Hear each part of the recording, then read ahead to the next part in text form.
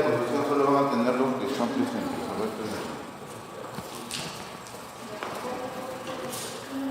Ya siendo un tema realmente lo que corresponde al tálamo y su tálamo es poco corto el tema, ¿no? Lo cual no quiere decir que no tenga importancia. Tiene mucha importancia por las funciones que ya vamos a explicar. Y también tiene, por supuesto, sus vías diferentes que ya se van a encargar de exponer sus compañeros de grupo. Lo hemos dividido en la vamos a encargar de todas las configuraciones externas, tanto el tálamo como el hipotálamo, el tálamo, y acá su compañero Soleido, ¿no? Se va a enseñar sistematización. Lo que tengan, nada. Entonces, me dan tiempo por favor hasta las 9, me avisan a las 9. Yo quería un poco recordar el origen embriológico.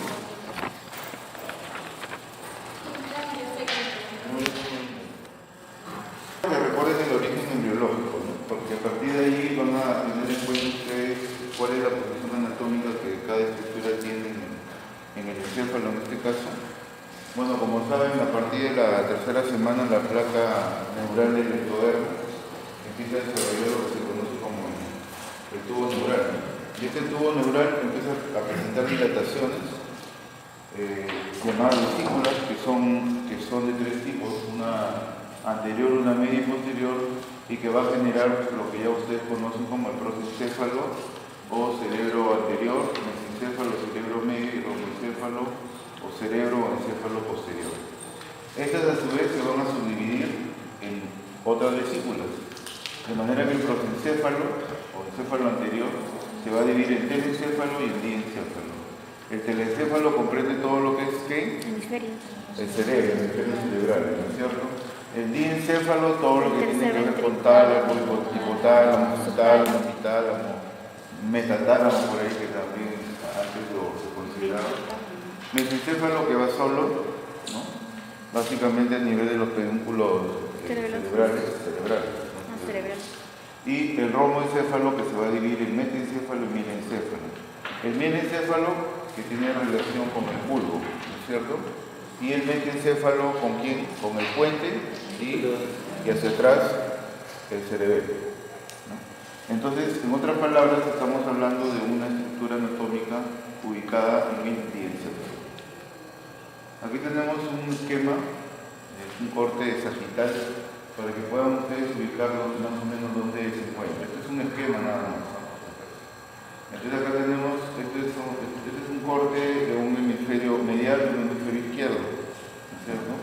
Tenemos acá entonces el hemisferio izquierdo, toda la parte medial. Este es el cuerpo calloso, que es la sustancia blanca que va a unir ambos hemisferios cerebrales, que ya tienen acá clase de cerebro, claro. Bueno, como adelante.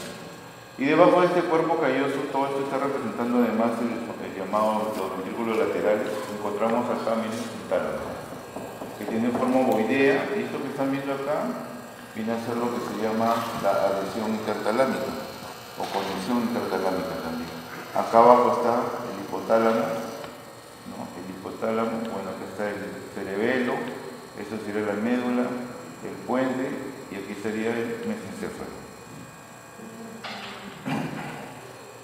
Acá tenemos una imagen tomográfica donde podemos observar también, miren, una imagen radiopaca, que es este cuerpo calloso, y todo esto que está acá es el ventrículo lateral, y acá encontramos nuevamente el tálamo.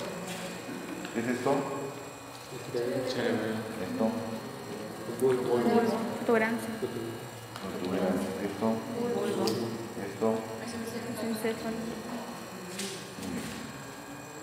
Bien, entonces vamos ya un poco a revisar lo que corresponde a los aspectos generales de lo que es el tálamo. En realidad es un órgano par, una estructura nerviosa par, ¿no? Está formada en realidad por dos tálamos, que son unas masas ovoides, ¿no? Sustancia gris, recuerden. sustancia gris que forma la mayor parte del diencéfalo, es decir, de todo el diencéfalo que, como ya saben, está compuesto por tálamo, hipotálamo, epitálamo, subtálamo. Este más o menos representa el 70% de todo el diencéfalo. Ya sabemos que pertenece al diencéfalo, específicamente al protoencéfalo, y estas masas ovoides están unidas por una conexión o adhesión intertalámica que también se le conoce por comisura gris.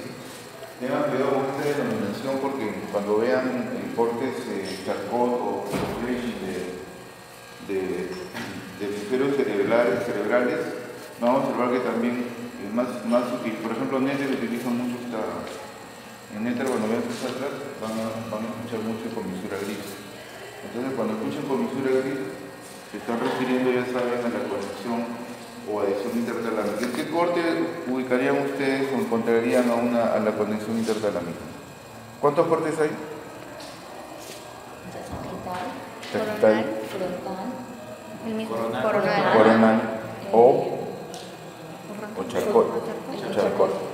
Y parasagital, transversal. no, tres, suficiente con tres. Y el otro es el horizontal, transversal, axial o también llamado fleshing, ¿no?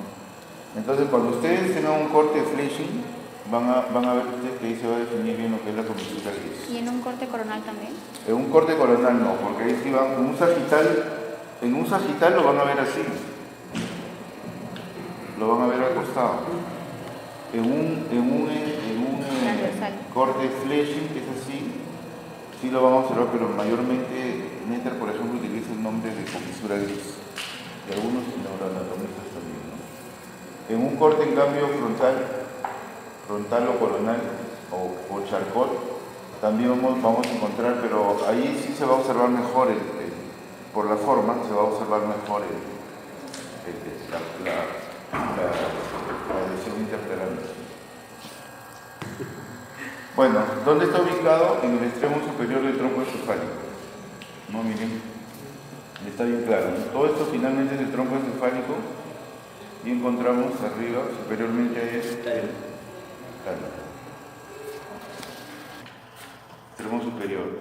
La superficie medial, como el tálamo así, los tálamos están así unidos por más o menos tienen esta forma, en la parte medial se va a encontrar el tercer ventrículo, ¿no? Entonces, a eso se refiere con que la superficie medial de ambos tálamos forma parte de la pared lateral del tercer ventrículo, que tiene conexión obviamente con el cuarto ventrículo, que se encuentra ¿dónde?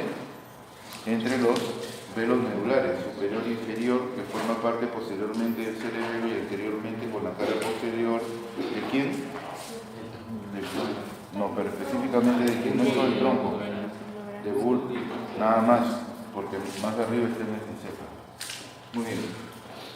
El extremo anterior, como les había mencionado, forma el límite posterior del foramen interventricular llamado anteriormente agujero de Monro. Ya, como ustedes saben, hace algunos años ya no se utilizan epónimos, nombres propios, simplemente ahora se le llama foramen interventricular. Y el extremo posterior, que seguramente lo han evidenciado o identificado cuando han estudiado tronco, el pulvinar, ¿no? El pulvinar, que se ubica sobre el folículo superior. Estamos hablando de un pulvinar, si hablamos en plural, serían los dos pulvinares sobre los folículos superiores, que son dos, ¿no? Superior derecho y superior izquierdo. Y inferiormente se continúa con el mesencéfalo. Esta clase en realidad, chicos, es corta, el tálamo es corto, no se da mucho problema. Más, lo cual no quiere decir que no sea importante, ¿no? Pero es una clase sencilla que no tendría por qué complicarse. A diferencia, por ejemplo, de hemisferio cerebral. Para mí, al menos tronco y lo que es cerebro es lo más complicado. Miren otra imagen, donde aquí podemos observar nuevamente la médula espinal, médula oblongada, tercer puente, arriba el mesencéfalo. Todo esto, el tronco. Aquí se observa mejor, miren, los dos tálamos, y entre ellos estaría la comisura gris o conexión intertalámica. Y aquí quiero que presten atención a esto, porque es lo que vamos a ver de acá. Van a encontrar en la parte central una sustancia blanca que se va a denominar lámina medular. interna, va a haber lámina medular interna y lámina medular externa que va a estar para este lado. La que nos importa más es esta, la lámina medular interna, que como ven tiene forma de Y, la parte de una Y con su sentido antero-posterior, que es el que va a dividir en tres grupos, ¿no? Al tálamo, un grupo anterior, un grupo medial y un grupo lateral. ¿Ya? Y como siempre, siempre por sobre el mesencéfalo. Si esta es una imagen posterior, acá está por tanto esto de acá ¿qué es? Cerebelo. Por aquí sería el cuarto ventrículo. Entre ellos, acá entre las paredes mediales, encontramos el tercer ventrículo. Y hacia arriba, para este lado, estaría en relación con el ventrículo lateral, ¿no? A través de, no se olviden, del agujero interventricular anteriormente llamado agujero de Mohs. Miren las conexiones que están dando. Aquí es importante esto, vamos adelantando. Acá atrás también encontramos los llamados cuerpos geniculados, ¿se acuerdan? Es importante que conozcan los cuerpos geniculados, el medial y lateral, porque se consideran también parte del tálamo, o sea, no son separados. Y como saben, tiene relación esto uno con quién? Con la visión y con la audición. Los laterales ¿con quién? Con el auditivo. Y viceversa. Muy bien. Acá tenemos otra más, un corte más, miren, acá este esquema, como ven, este es el cuerpo calloso, este es el cuerpo calloso, acá está el tálamo y acá está el hipocampo. El hipocampo es parte, aquí no se compliquen porque este es parte de lo que es el sistema límbico, que es una clase que voy a darles el día 7 creo, 7 de noviembre. Que es mi última nunca más. Anatomía. De verdad no quiero verlo. Entonces esta parte del hipocampo, ustedes no se dan problemas porque esta es clase de lo que es sistema límbico, que tiene mucho que ver con las emociones. Cuando veamos funciones en tálamo van a ver que hay algunas que no son exclusivas del tálamo. Es decir, van a tener algunas funciones que por ejemplo también las van a encontrar en el sistema límbico. Y así por el estilo, es decir, no tiene exclusividad. El tálamo, excepto algunas que por ahí voy a mencionar, pero en general las funciones del tálamo son como otras que también presentan otras estructuras nerviosas. Bien, acá tenemos ya lo que les mencionaba. Esto que está acá, bueno, este es el tronco, ya saben, ¿no es cierto? ¿Esto qué es? Bulbo. Esto de acá. Y esto es mesencéfalo. Entonces, como habíamos mencionado, está el velo medular superior, el velo medular inferior, y todo esto llega solamente hasta el puente. El mesencéfalo, si bien es cierto, es parte del tronco, pero no conforma, no tiene nada que ver con el cuarto ventrículo. Tengan cuidado con eso. Y sobre él vamos a encontrar, aquí está el troclear, no se olviden, los famosos colículos superiores. Sobre los colículos superiores vamos a encontrar los núcleos pulvinares, o el famoso pulvinar, que es un núcleo posterior, muy voluminoso, y que está en relación con esto que les habíamos mencionado, con los cuerpos geniculados, laterales y mediales. ¿Ya? Laterales y mediales, recuerda que son dos por cada pulvinar. Medial, obviamente el más central y el más lateral, como tiene el nombre, ¿no? Entonces, siempre importante la relación, no se olviden.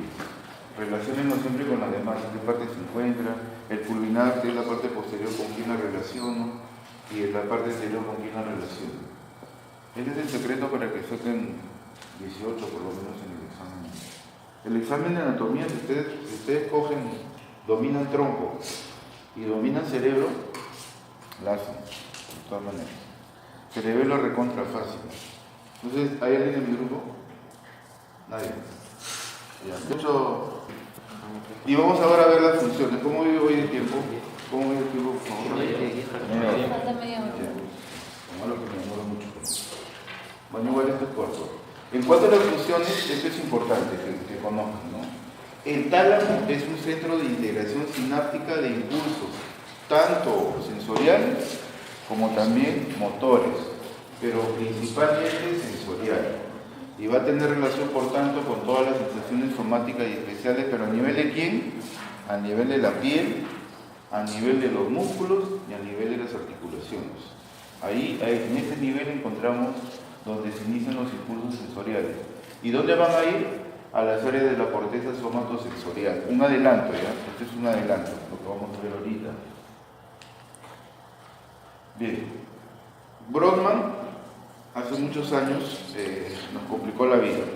Algunos y a otros neuroanatomistas no. Creó o encontró 52 áreas, llamadas las famosas áreas de Brodmann. Pero que parece complicado, pero si te tomas unas 6 horas, 5 horas...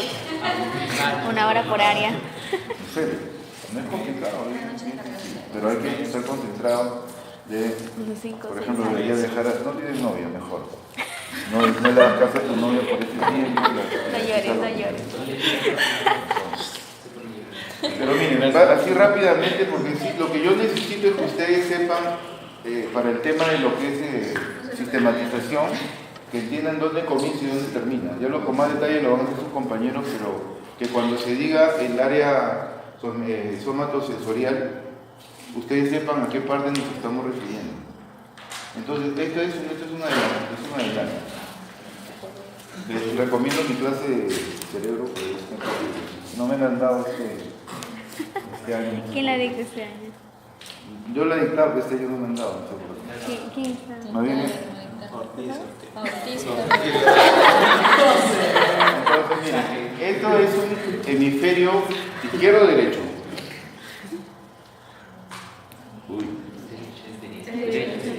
Izquierdo, anterior, posterior. Y usted, el secreto está en que descubran las dos cisuras principales. Esta que está acá, que es la cisura de Rolando, o cisura central, y otra cisura que es horizontal, que es la cisura de Silvio. ¿Por qué? Porque esta central, o de Rolando, va a dividir el lóbulo frontal del lóbulo, ¿qué está atrás? Parietal. Y la cisura de Silvio se encarga de separar lo que es el lóbulo temporal. Y acá hay una cisura pequeña que es la calcarina, que vamos a conocer, que separa todo lo que es el lóbulo occipital. Bien, la clase no es del cerebro, pero vamos a hacer lo que sí nos interesa es esto. Acá tenemos este surco de Rolando, o central. ¿Por qué es importante? Porque acá estamos mencionando, ¿no?, que los impulsos sensoriales van a llegar a las áreas de la corteza somatosensorial. ¿Y dónde queda la corteza somatosensorial? Acá. Esto en lo que se conoce como... Luego los lóbulos se van a dividir en giros o circunvoluciones. Van a haber muchos y van a representar, sobre ellos van a haber varias áreas. Entonces, esta que está detrás de la cisura de Rolando se va a llamar post-rolándica. Lo que está adelante, pre-rolándica, lo que está atrás del surco, post-rolándica. Entonces, hablamos de la post-rolándica. Si vamos a Brodmann, 3, 1, 2. Áreas 3, 1, 2. Acá va a estar todo lo que estamos mencionando, que es la corteza somatosensorial. Entonces ya saben dónde queda. Y hay una de asociación también. Hay una de asociación que está acá. 5 y 7. Acá están en realidad todas, ¿no? ¿Ya? Pero ya poco a poco la van a dominar. 6, no, creo que así full, 4 horas. Claro. Se olvidan de todo, se desconectan del mundo. Un mes. No, parece complicado, no lo es. Bueno, yo le dije porque a mí me tomó 6 horas poner estudiante como usted. Entonces, imagínense. Bien, pero además de, cuando hablamos de impulsos sensoriales, lo que quiero que entiendan, nos estamos refiriendo a qué? Nos estamos refiriendo a tacto, nos estamos refiriendo a qué más, temperatura, nos estamos refiriendo a dolor, nos estamos refiriendo a presión y nos estamos refiriendo a propiocepción. Hay que recordar que a través del único medial, que ya seguramente lo van a mencionar sus compañeros, encontramos una vía en común de la propiocepción voluntaria con el tacto epicrítico, ¿no? Que es lo que creo que ustedes van a mencionar. Entonces, eso es importante que lo tengan en cuenta, así como los haces espinotalámicos, ¿no?, que tienen relación, por ejemplo, con el tacto grueso y los receptores del olor, etc. Bueno, el detalle se lo van a dar sus compañeros, ¿no? Muy bien. Y lo otro importante es, cuando hablemos de tálamo, ustedes inmediatamente impulsos sensoriales. Todo lo que hemos mencionado, sí, igual, ¿no? Dolor, presión, temperatura, tacto y propiocepción. Todo está relacionado con el tálamo. Pero además también tiene que ver con los impulsos motores. Es un centro integrador que también considera los impulsos motores, no se vayan a olvidar. Entonces, cuando hablamos de impulsos motores, no en el sentido de que inicia el impulso motor. El impulso motor es exclusividad de la corteza, ¿qué corteza? Premotora o de la corteza motora primaria. Exclusividad, que son otras áreas de Brodmann también que ya lo van a ver. Pero sí, de alguna manera refuerza nada más, ¿no? Es una forma de reforzar estos movimientos. También interviene en esto, miren, estas otras funciones. Conciencia, o sea, que te das cuenta de, en ese sentido. No conciencia con eso, que es otra cosa, es más ética, ¿no? Más por ahí. La conducta afectiva, todas las emociones cuando están con sus novios y los apapachan, lo besan, y el novio ya está meloso. Entonces tiene que ver mucho con la conducta afectiva, ¿no es cierto? La memoria reciente y el despertar. El despertar también está muy relacionado. Entonces yo pregunto, ¿la conducta afectiva es exclusividad del tálamo? No. La tiene también el sistema límbico, por ejemplo. ¿La memoria reciente es exclusividad del tálamo? No. También tiene que ver el sistema límbico y así por el estilo. Eso es lo que quiero que vayan entendiendo, ¿no? Que no solamente son funciones exclusivas. Y esto es importante, este detalle. Suprimen tiene un aspecto inhibitorio, ¿no? Cuando hay es de una forma discriminatoria, ¿no? Cuando hay sensaciones menores, lo que hace es suprimirlas, las inhibe, para que el cerebro se concentre en las importantes, o sea, hablamos de la corteza cerebral. Y finalmente se considera un centro de relevo ¿entre quién? Entre la médula y la corteza. O sea, no va de frente a la corteza, tiene que pasar primero por el tálamo. Por eso se llama un centro de relevo. Bien, y acá hay otras funciones más que van a tener que ver con lo que es la sistematización, que también su compañero lo va a mencionar. Por ejemplo, audición, que está relacionada con quién? Con el genicular. La visión, equilibrio. No. Equilibrio, claro que está. Con el lápiz cerebral. ¿Con qué núcleo? También tiene que ver con los estados emocionales subjetivos, la personalidad y el estado de alerta. No, estos tres de acá, repito, no son exclusividad del tálamo, ¿ya? No son exclusividad del tálamo. Y acá es importante que entiendan también la comprensión del lenguaje, que tiene mucho que ver. Cuando hablamos de comprensión del lenguaje es porque en este caso tiene problemas de audición en el área 22 o área de Wernicke, de Brodmann, que se encarga de procesar el lenguaje, es decir, yo escucho que me estás hablando, pero no te entiendo, o sea, para mí son ruidos lo que me estás diciendo. Pues no es un problema netamente de audición, no es que no te escuche, o sea, no es una hipoacusia, simplemente que no hay comprensión del lenguaje debido a que hay, por ejemplo, una lesión a nivel del área de Wernicke o área 22. Los que quieren ser neurocirujanos. Nice. Este es bien apasionante. Bueno, toda la anatomía es apasionante. Antes, los médicos no habían pues muchos especialistas, pero antes, no en mi época, antes, mucho antes. O sea, por ejemplo, en la época de mi viejo, eso era pues. O antes de mis abuelos, de repente solo había médicos generales. Médicos generales, pero que te sabían de todo. Un verdadero médico. Ahora ya no, pues un psiquiatra no sabe ni tomar la presión, pero sí, ¿cierto? Se ha llegado a tal nivel de subespecialización que, por ejemplo, un oftalmólogo que se subespecialistas en retina, que no te pueden ver córneas, que no te ven evidencia visual, esas cosas ya no es. En cambio, ustedes siempre, antes que sean especialistas, recuerden que son médicos generales. Muy bien. Y acá están las áreas de Brodmann. Algunas las van a ver en la parte medial y otras las van a ver en la parte lateral. No es igual en todas. Lo que sí es que se me vaya. Cuando vean el tema lo van a mencionar sus compañeros, el tema de la parte visual, está relacionada con estas áreas, 17, 18 y 19. Y cuando ven el tema de la audición, 41, 42 y 22. Esta 22 es la que mencionaba el área de... Morrique. 4 sería el área, la corteza La primaria, motora primaria. Y esta la 6 es la área de asociación, o premotora también. Muy bien. Y acá, este es un esquemita que de alguna forma les da a entender que representa un centro de integración, ¿no? Integra en realidad todo su centro de relevo, como ven, con la corteza, a partir de las referencias que vienen desde la media en algunos casos y en otros a partir de estructuras no superiores. Bien, y aquí viene lo importante. ¿Cuánto me queda tiempo? ¿15 minutos? No lo voy a hacer. 18. Mucho hablo, ¿no? No lo voy a hacer. Siempre me quedo corto con el tiempo. Bueno, todo esto que está acá lo vamos a ver mejor con esto. Sí, pues que está acá. Entonces mejor es ir al gráfico. Este es un gráfico de SNIL y este es uno más complicadito de NET. Comenzamos con nivel kinder. Comenzamos con nivel kinder. Es bien básico el NET, como ya saben.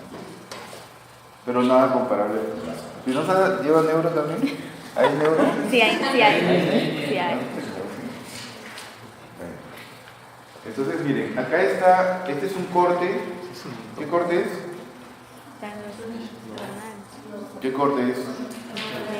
De Charcot. Coronal o De Charcot. Charcot. Entonces vemos este corte Charcot porque nos va a ayudar un poco a identificar. Para el tema de poder identificar los núcleos, debemos tener en cuenta esto que está en blanco, que se llama lámina medular interna. Por fuera hay una externa que en verdad no tiene mucha importancia, pero que igual la vamos a mencionar después. Porque esta Y, ¿no? Esta sustancia blanca en forma de Y, va a dividir a toda esta masa ovoide en 3 partes. Anterior, medial y posterior. Perdón, lateral. Sino que esta lateral también coge la parte posterior. O sea, coge una lateral posterior. Una medial sola y una anterior. En la anterior no hay problema porque encontramos solamente un núcleo, que es el núcleo anterior. Y aquí vamos a encontrar, por lo más fácil, la parte medial, vamos a encontrar este núcleo que se llama el núcleo dorso medial. Pero, Netter la complica más y si un momentito, son 2. Hacemos un corte parecido y aquí encontramos que son 2. ¿No es cierto? Este de acá, que es el medio dorsal, lo llama al revés. El dorso medial y el orden de intereses. Medio dorsal, pero abajo le agregamos una más que es el medial. ¿Ya? Entonces, ¿cuál vamos a utilizar? Este. Pero para nivel kinder está bien acá, ¿cierto? Y no nos ubicamos. Luego, en el anterior no hay nada, no hay ningún problema. Eso sí es para todos. Lo complicado está acá. Entonces, parte medial y la parte... Yo digo siempre látero posterior. Porque si no, ¿dónde se queda la parte posterior en el tallo? Entonces, acá ustedes lo van a dividir en 2 hileras. Una hilera dorsal, ¿no es cierto? Y la de abajo es ventral. En otras palabras, o dicho de otra manera, superior, inferior, para que se entienda más claramente. Y vamos a tener acá un núcleo lateral, dorsal arriba, dorsal. Tenemos acá un núcleo lateral posterior, ¿ya? Y inferiormente vamos a tener aquí, y el pulvinar, esos 3, ya me olvidamos. Entonces, núcleo, vamos a poner adelante dorsal para que vaya un poco más de la mano, dorso lateral, que es este de acá, lateral posterior, este de acá, y el pulvinar. No se olviden que el pulvinar debemos considerar también el cuerpo geniculado medial y el cuerpo geniculado lateral, ¿ya? Y luego en la parte inferior vamos a encontrar los ventrales, ¿no es cierto? El núcleo, este de acá primero, núcleo ventral anterior, ventral lateral, y todo esto de acá es el ventral posterior, todo esto de acá, que se va a dividir en 2. Esto que en la parte medial será posteromedial y el que está por fuera, posterolateral. Y digamos que con eso prácticamente se acabó todo. Tenemos acá que dice nuestro amigo Nether, la película como siempre da el plus siempre, ¿no? Nether da un plus. Entonces él le va a agregar uno más, que es el ventral intermedio. Lo coloca acá, pero no lo coloca en el esquema. Y entonces revisando los textos, va a estar en realidad entre los dos, pero en la parte más anterior. Este corte es más o menos acá. El intermedio lo vas a encontrar en un corte más anterior. En fin, creo que está, no me acuerdo. Pero es uno, sí, ahí, uno de los dos, creo que no recuerdo bien nada. Pero es solo uno que está en el intermedio. Por acá, o sea, lo mencionas, pero no lo ubicas. Entonces, miren, está bien fácil realmente, ¿no? Si lo ves, no es complicado, ¿no? Miren, no es complicado. Pueden utilizar este gráfico suficiente y le agregan nomás este de acá y le agregan el intermedio. Y prácticamente entonces cada núcleo va a tener una relación importante con, que ya lo van a decir sus compañeros, con alguna función, ¿no? Por ejemplo, los núcleos los de acá. Los ventro posteriores, ¿no? Medial y lateral tienen relación con quién? ¿Con qué lemnisco? Lemnisco medial. Con el lemnisco medial. Espinal. Así es, ¿no? Con el lemnisco medial, tiene relación. Y así por el estilo ustedes van a ver, ya sus compañeros les van a explicar que cada núcleo va a tener una relación o unas fibras aferentes y diferentes que van a estar relacionadas con la corteza siempre, ¿no? Con la corteza. Bien, entonces todo esto que he mencionado, aquí se corrió un poquito, pero está acá, por si acaso, ¿no? Entonces hablábamos en una porción anterior, ¿quién está? El núcleo talámico anterior. En la parte medial, núcleo medio dorsal y el núcleo medial que es más inferior. Y la porción lateral que, como dijimos, se divide en dos hileras, ¿no? Una superior que es la dorsal y una inferior que es la ventral, ¿no? Y acá están los núcleos que hemos mencionado. Estamos incluyendo el geniculado medial y lateral. Y en la ventral también lo que hemos mencionado, ¿no? Entonces, luego también la misma lámina medular interna tiene sus propios núcleos llamados intralaminares, que son tres. Para ventral, reúnen y el núcleo centromedial, ¿no es cierto? 1, 2, 3. ¿Esto cuál será? ¿Ah? No, son tres nada más. Para ventral, reúnen y centro medial. Este de acá es el centro medial. La reticular está por fuera, en la lámina, en la externa. No confunden, el reticular está por fuera. El reúnen es este, y este es el ventral. ¿Ya? Eso no lo encuentran en Nether. Son estos, todo de acá. Reúnen y el ventral. Y este de acá es el centro medial. Ahí, cuidado, creo que es más acá. Y obviamente tenemos la lámina medular externa, que va a estar relacionada con un núcleo que es el núcleo reticular. Nada más. Acá está, miren, en este corte que observamos, todo que está acá, la lámina medular lateral y por fuera el núcleo reticular. Acá tenemos nuestra imagen, miren, acá está el tálamo, aquí está el tálamo, ¿lo ven? Acá está el tálamo, ya, todo eso es el tálamo. Este sería el tercer ventrículo. Acá también este es un corte, ¿qué corte es? Vayan practicando. Coronal, o sea, Charcot o Flecha. ¿Por qué? No es de Charcot. ¿Sí? ¿Por qué? Es de Charcot. Sí, Por la vista de los ventrículos. Por la vista de los ventrículos. Esta es la lámina medular interna. Esto de acá ya saben que es el tálamo, ¿no? Obviamente. No hay duda. Y aquí está la lámina medular interna, aquí está la Y, ¿no? La Y, acá también. No se ve muy bien, no ayuda nada. Pero es un corte fleshi o es un corte. Es un fleshi. Es un fleshi. ¿Ya?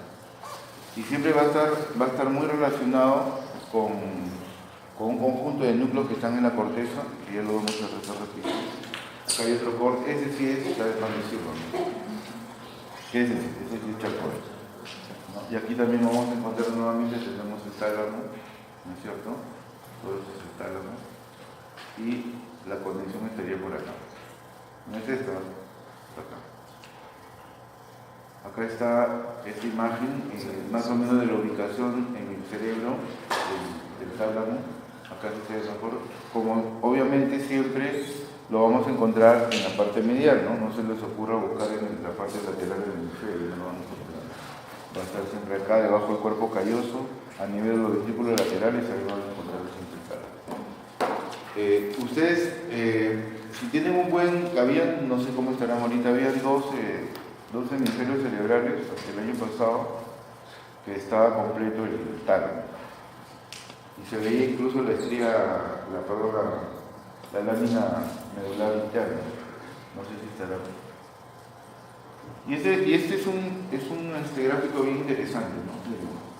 ¿Qué está haciendo? Relaciona los núcleos con la corteza y por tanto con la función, ¿no? Por ejemplo, el anterior con la corteza de cíngulo, que ya la va a conocer.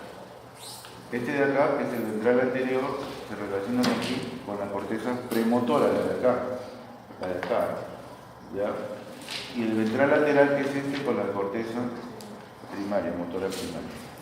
Y esta, el pulvinar, toda la parte posterior, ¿con quién se va a relacionar? ¿Ya saben? ¿Ya? Entonces, este esquemita, revísenlo, les va a ayudar bastante a que vean las funciones, ¿no? Acá hay otro esquema más que eso ya es para ustedes. Y la vascularización. No sé si llegan a ver. Se divide por territorios. Territorio talámico medial, territorio talámico posterolateral, talámico anterolateral y talámico lateral. ¿Ya? Lateral, anterolateral, posterolateral y talámico medial. Así es como se va a dar la irrigación. Entonces, a través de algunas ramas, como las ramas paramedianas, genículo-talámicas, tuberotalámicas y la coloide anterior, que es rama de quién? ¿Rama de quién? Yo siempre pregunto ramas. Ya. Este de acá es una rama de la parte basilar, del inicio de la arteria basilar. ¿Se acuerdan de la arteria basilar? ¿Quién lo forma? Las dos vertebrales. Las dos vertebrales se unen y forman la basilar. Y la basilar ya sabe que va a dar ramos. ¿Para quién? Para el cerebelo. ¿El cerebelo por quién está irrigado? Para que se ubiquen. ¿El cerebelo quién irriga? La cerebelosa, pues. Son dos, ¿no? Superior y la ínfero anterior, ínfero posterior. Perdón, ínfero superior, ínfero. No, ínfero anterior y ínfero posterior. Entonces, todas estas ramas de acá van a ser ramas de quién? De la cerebral posterior. Cerebral posterior y de la basilar. ¿Ya? Y de la basilar. Esas ramas son las que se encargan de la vascularización de todo el tálamo. Pues le pregunta examen, así que acá está bien. Esto que está acá, ¿qué será? Vertebral. Perdón, basilar. Basilar, vertebral. Las dos vertebrales son una. Y aquí tenemos cerebral posterior. Cerebral posterior y la cerebelosa. Cerebelosa superior, cerebelosa inferior, ¿no es cierto? Cerebelosa inferior anterior, cerebelosa posterior. La posterior, recuerden que es rama de las vertebrales. En cambio la otra, la superior, es rama de acá. Del mismo tronco basilar. Bueno, antes llamamos tronco basilar. Y esta que está acá es la posterior, que está, no miren estas raíces. Estas raíces que estamos observando acá son todas las que van, esta rama de acá. ¿Ya? Tendrían que revisar un poco lo que es el polígono de Willis, ¿no? Porque estas a su vez van a tener dos ramas, las cerebrales posteriores, que como ven, miren cómo va el cerebro. Las cerebrales posteriores van a unirse a las cerebrales medias a través de las comunicantes posteriores. Bueno, esa es otra clase, pero igual para que tengan más o menos idea. ¿Cómo voy de tiempo? Termino con subtálamo. pequeñito nomás, insignificante. Es una estructura encefálica inferior al tálamo. Primero vamos a ubicarla, ¿no? Este esquemita más o menos lo va a llevar acá, está el tálamo, el epitálamo está por acá y el subtálamo lo ven. Subtálamo, debajo del tálamo. Esto que está acá, ¿ya? Entonces, muy pequeño. ¿Cuánto representará? Entre el epitálamo y el subtálamo más o menos hay 20%, 15%. ¿Puede más anterior? ¿El tálamo, el subtálamo o el hipotálamo? Contesta tú mismo. Esto es anterior, esto es posterior. Esto es el tálamo. Subtálamo. Debajo del tálamo, pero más o menos a partir del pulvinar. ¿Ya? Inferiormente. Por eso es sub. Sub es debajo. El epi más bien es posterior. No, ¿Perdón? No, el hipotálamo. En esta imagen no te ayuda porque está acá. Todo esto de acá es el hipotálamo. ¿Ya? Si ese es el tálamo, acá estaría el subtálamo y el epitálamo por acá. ¿Ya? Ahora sí vamos. Frase súper sencilla. Sigue mejor los límites. El límite superior, obviamente, el tálamo. En la parte medial, porque también va a participar de la conformación del tercer ventrículo. Por debajo del surco hipotalámico. Anteriormente, lógico, el hipotálamo. Y por debajo, lógicamente, con el pedúnculo cerebral, ¿no? Con el mesencéfalo, en otras palabras. Y está constituido solo por dos núcleos llamados grises, que es el subtalámico y la zona inicial. Y tiene algunas fibras aferentes, que son los campos de Forel, H, H1 y H2, y en general esta es su función, interviene en el control de los movimientos del cuerpo. ¿Por qué? Porque están relacionados con los famosos núcleos basales, que ustedes ya lo van a conocer cuando hagan cerebro. Este para que ubiquen dónde está. Y acá está en la vida, miren. Lo importante es que ustedes recuerden con quién está. ¿Se acuerdan de los núcleos del cerebelo? ¿Cuáles son? De medial a lateral. Fastigio, dentado, central, lateral. Entonces el dentado, que ya lo conocen, tiene relación acá con el tálamo, ¿no es cierto? A través de este campo llamado prerrúbico, o llamado campo H de Forel. A las vías le llaman campo de Forel. Luego tenemos el fascículo talámico, que corresponde al campo H1 de Forel. Y por este lado, como ven, por el lado lateral va a estar en relación con la corteza, básicamente con los núcleos basales de la corteza. La corteza per se son algunos pliegues de sustancia gris, y por dentro van a contener, igualito que el cerebelo, por ahí, y por dentro van a contener sustancia blanca.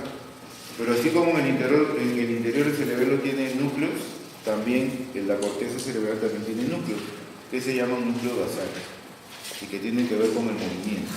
Por eso es que cuando hay una alteración, se produce una alteración justo del movimiento, ¿no? Y esas son las tres vías. Puede ser pregunta de examen, ¿no? ¿Cuáles son las vías o los campos de Forel? Y usted lo decide cuáles son.